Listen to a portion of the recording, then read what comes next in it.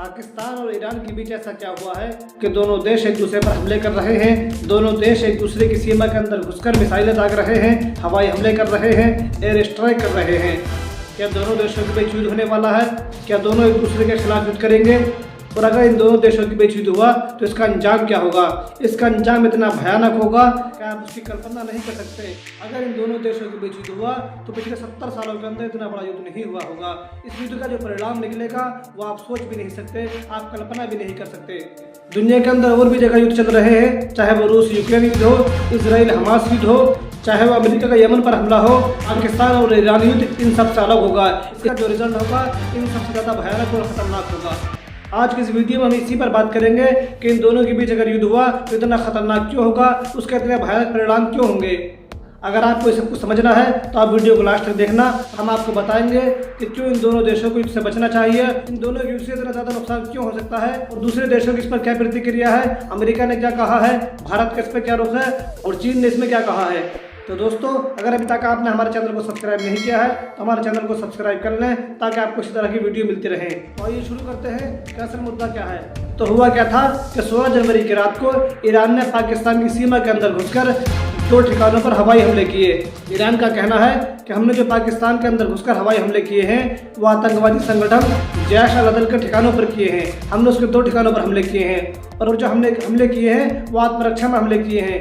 क्योंकि दिसंबर 2023 के अंदर जो ईरान के अंदर आत्मघाती हमला हुआ था जिसके अंदर 100 से ज़्यादा लोग मारे गए थे, उस हमले की जिम्मेदारी आतंकवादी संगठन जैश अल-अदल ने ली थी। तो ईरान ने उसी के ठिकानों पर हमला किया है। लेकिन पाकिस्तान ने कहा है ईरान ने जो हमला किया है उसमें 2 बच्चे मारे गए हैं और 3 लड़कियां घायल हो गई हैं। पाकिस्तान ने ईरान के हमले की निंदा की है और पाकिस्तान ने इसी के साथ ईरान से अपने संबंध खत्म कर लिए हैं, अपने राजदूत को वापस बुला लिया है और जो ईरान का राजदूत पाकिस्तान के अंदर मौजूद था उसको वापस भेज दिया है। और इसके साथ ही पाकिस्तान ने कहा है ईरान को इसका अंजाम भुगतना होगा, हम जवाबी कार्रवाई करेंगे। और इसी के साथ ही 17 जनवरी की रात को पाकिस्तान ने भी ईरान के अंदर मिसाइलें दाग दी। पाकिस्तान ने भी ईरान की सीमा के अंदर घुसकर 2 जगह पर हमला कर दिया, जिसमें पाकिस्तान ने भी यही कहा है कि हमने भी जो हमला किया है वो आतंकवादी संगठन पर किया है, कि जो ईरान के अंदर आतंकवादी जो पाकिस्तान को नुकसान पहुंचा रहे हैं हमने उनके ठिकानों पर हमला किया है।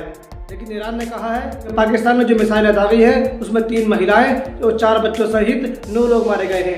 दोनों देश 900 किलोमीटर लंबी सीमा साझा करते हैं। ईरान और पाकिस्तान दोनों देशों के संबंध बहुत अच्छे नहीं रहे हैं, लेकिन 2021 के बाद दोनों के संबंध बेहतर हो रहे थे।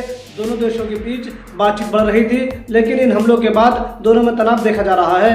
अब क्या दोनों देशों के बीच युद्ध हो जाएगा? तो अभी तो ऐसी संभावना नहीं लगती है, क्योंकि अभी तक दोनों देशों ने एक दूसरे के मिलिट्री बेस पर हमला नहीं किया है, एक दूसरे के हथियारों पर हमला नहीं किया है, आम नागरिकों को निशाना नहीं बनाया है। अभी तक जो दोनों देशों ने क्लेम किया है कि उन्होंने जो हमले किए हैं वो आतंकवादी संगठन के ठिकानों पर किए हैं। अभी ये कहना जल्दबाजी होगा कि दोनों देशों के बीच युद्ध होगा। जैसा कि हमने शुरू में कहा था कि अगर दोनों देशों के बीच युद्ध हुआ तो इसके बहुत भयानक परिणाम होंगे। तो ऐसा हमने क्यों कहा था?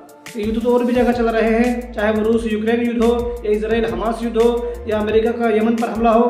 तो इन दोनों के बीच ऐसा क्या है कि अगर ये युद्ध हुआ तो इसके बहुत भयानक परिणाम होंगे, इसमें लाखों लोग मारे जाएंगे। इसकी असल वजह यह है कि ईरान और पाकिस्तान के पास अच्छी सेना है, अच्छे हथियार हैं और दोनों देशों के पास परमाणु हथियार है। पाकिस्तान के पास तो खुलकर परमाणु हथियार है, लेकिन ऐसा माना जाता है कि ईरान ने भी परमाणु हथियार बना लिए हैं। दूसरे जो युद्ध है, जैसे वो रूस यूक्रेन युद्ध हो, इसराइल हमास युद्ध हो या अमेरिका का यमन पर हमला हो, इन युद्ध के अंदर क्या हुआ है कि एक देश बहुत ताकतवर है, दूसरा देश बहुत कमज़ोर है, तो उसको जवाबी कार्रवाई नहीं कर सकता है। यूक्रेन रूस के सामने बहुत कमज़ोर है तो जवाबी कार्रवाई नहीं कर पाता है। हमास इसराइल के सामने बहुत कमज़ोर है तो जवाबी कार्रवाई नहीं कर पाता है। यमन अमेरिका के सामने कमज़ोर है तो जवाबी कार्रवाई नहीं कर पाता है। लेकिन ईरान और पाकिस्तान के साथ ऐसा नहीं है। दोनों देशों के पास आधुनिक हथियार हैं, दोनों देशों के पास बहुत से एयरक्राफ्ट हैं, दोनों देशों के पास बहुत सी मिसाइलें हैं। अगर दोनों देश एक दूसरे पर हमला करते हैं तो बहुत से लोग मारे जाएंगे। तो दोनों देश एक दूसरे पर जवाबी कार्रवाई करेंगे, युद्ध लंबा चलेगा। युद्ध किसी भी देश का हो, इसमें कोई भी देश नहीं जीतता है, बल्कि दोनों देश हारते हैं। दोनों देशों का नुकसान होता है, दोनों देशों के लोग मारे जाते हैं, महिलाएं मारी जाती हैं, बच्चे मारे जाते हैं, आम नागरिक मारे जाते हैं। इसमें जीत किसी की नहीं होती है, दोनों देशों की हार होती है। युद्ध जितना लंबा चलता है उतना ज़्यादा नुकसान होता है। हम उम्मीद यही करते हैं कि दोनों देशों के बीच युद्ध ना हो, कि जब दोनों देशों के बीच युद्ध होगा तो पूरी दुनिया इससे प्रभावित होगी, पूरी दुनिया के कारोबार पर असर पड़ेगा, पूरी दुनिया का ट्रेड इससे प्रभावित होगा।